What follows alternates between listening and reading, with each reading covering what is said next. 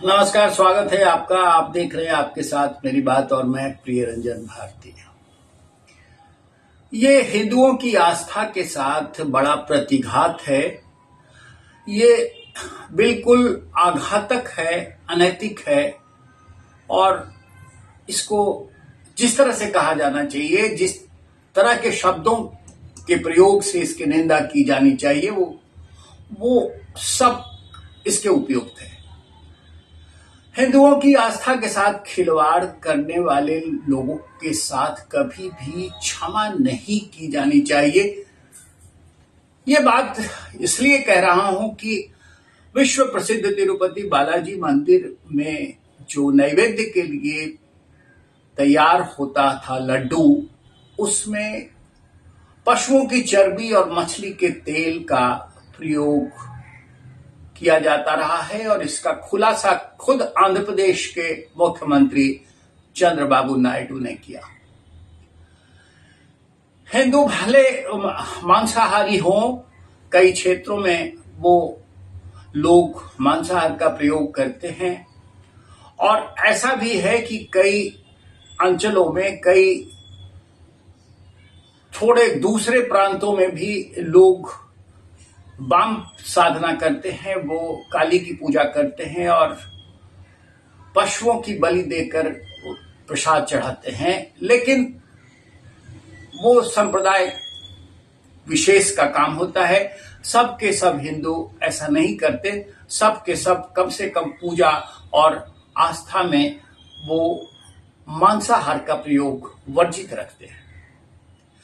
विश्व प्रसिद्ध तिरुपति बालाजी जैसे वैष्णव मंदिर में वहां के नैवेद्य में जो प्रमुख रूप से लड्डू बनता है, उसमें पशुओं की चर्बी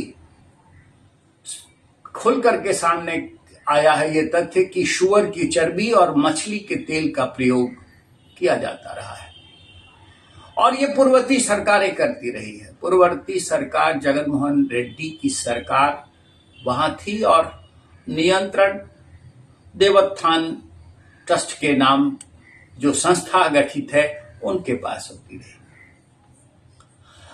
अब जो चंद्रबाबू नायडू ने जिस तरह से खुलासा किया है, गुजरात की एक प्रयोगशाला से उसके तथ्य सामने आए हैं कि मछली का प्रयोग, मछली के तेल का प्रयोग और पशुओं की चर्बी मिलाकर के उसका उत्पादन किया जाता था और देशी घी के नाम पर जिस कंपनी से घी का बिक्री की जाती थी, जो खरीदार देवोत्थान ट्रस्ट है, वो मात्र 320 रुपए में 1 किलो घी खरीदता रहा है। अब ये संभव है क्या आज के जमाने में, जब 50-60 रुपए किलो दूध की बिक्री हो रही है और देशी घी के उत्पादन में 25 से 30 लीटर दूध लग जाता है, तो ये कोई कंपनी अगर 320 रुपए में वो बेचती है घी 1 किलो, तो ये गैर मुमकिन सी बात मानी जानी चाहिए और संभव भी नहीं है कि ऐसा कोई कंपनी करती होगी। लेकिन 320 रुपए प्रति किलो घी लेकर जिस तरह से लड्डू का उत्पादन किया जाता था, लड्डू बनाया जाता था और हिंदुओं को प्रसाद रूप में वितरित किया जाता था, वो सबसे ज्यादा खिलवाड़ किया जाता रहा हिंदुओं की आस्था के साथ। इसलिए मैंने कहा कि ये सबसे ज्यादा आघातक है। अब केंद्र ने भी इसमें पहल किया है, इसकी जांच होनी चाहिए और दोषियों के खिलाफ सख्त से सख्त कार्रवाई होनी चाहिए। यह भी एक बड़ा महत्वपूर्ण तथ्य है कि अगर दूसरे मजहब में या दूसरे धर्म में इस तरह की बात का खुलासा होता, उनकी आस्था पर चोट होता, तो शायद अब तक बड़ी ही दूसरे तरह की विचित्रता सामने आती और दूसरे तरह के उपद्रव भी सामने होते। लेकिन हिंदू सनातनी कितने सहनशील है, इसका एक उदाहरण भर है कि इतनी बड़ी आस्था पर करोड़ों अरबों के हिंदुओं की आस्था के साथ खिलवाड़ किया जाता रहा और सब कुछ बस निंदा भर या फिर लोगों के कानों कान तक पहुंचकर और उस पर चर्चा भर होकर के रह जा रही। सारे मुंह से इसकी निंदा की जा रही है, सबके सब इसकी निंदा कर रहे हैं, लेकिन ये सहनशीलता का इससे उत्कृष्ट नमूना नहीं हो सकता है कि कहीं कोई उबाल, कोई उपद्रव नहीं है। लेकिन फिर भी हिंदुओं की आस्था के साथ सवाल खड़ा होता है, और खड़ा इसलिए भी होता है कि पूर्ववर्ती जगनमोहन रेड्डी की सरकार रहते भर में उसका संचालन हुआ और इस तरह का काम किया जाता रहा। खुद जगनमोहन रेड्डी क्रिप्टो क्रिश्चियन है, और ये समझने की बात है कि दूसरे संप्रदाय के लोग हिंदुओं की आस्था पर ठेस पहुंचाने के लिए किस तरह से जुगत लगाते हैं, क्या कर सकते हैं वो, इसका साक्षात प्रमाण इससे बड़ा कोई और नहीं हो सकता है। लेकिन ये दायित्व है आंध्र प्रदेश के मुख्यमंत्री चंद्रबाबू नायडू और केंद्र की नरेंद्र मोदी सरकार के ऊपर कि वो सच को सामने लाए।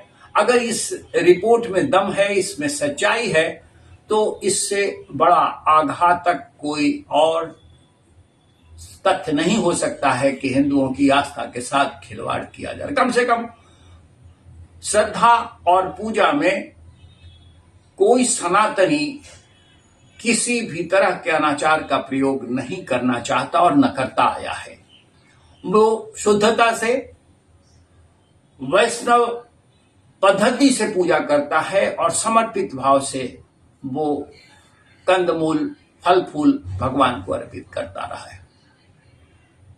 अगर तिरुपति बालाजी में इस तरह की बात हो रही है तो ये निश्चय ही विस्मयकारी, सिर्फ विस्मयकारी नहीं है, बल्कि ये हिंदुओं के लिए सबसे दुखद है, और इस पर सम्यक जांच होने के बाद सरकार को दोषियों के खिलाफ उचित कार्रवाई से कतई बाज नहीं आना चाहिए और इसमें देर भी नहीं करनी चाहिए।